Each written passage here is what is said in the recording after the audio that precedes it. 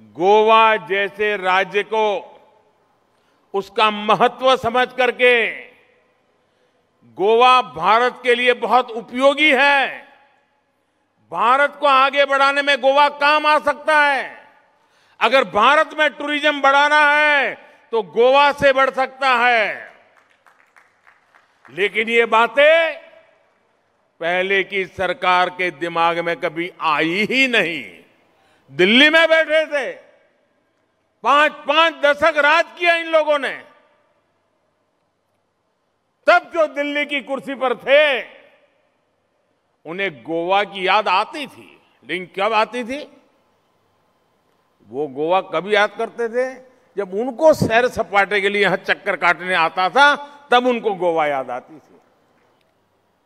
2011 में जब यहां कांग्रेस की सरकार थी, तब पूरे साल में करीब 25 लाख पर्यटक आते थे।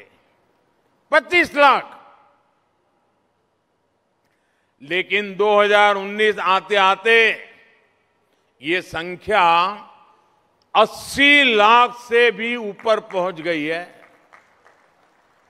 साथियों, जब हम टूरिज्म पर ध्यान देते हैं, इंफ्रास्ट्रक्चर का निर्माण करते हैं, तो उसका लाभ गोवा वासियों को तो जरूर मिलता है।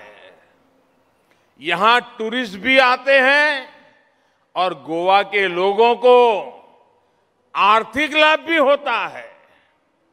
यहां के नौजवानों के लिए रोजगार के नए अवसर भी पैदा होते हैं।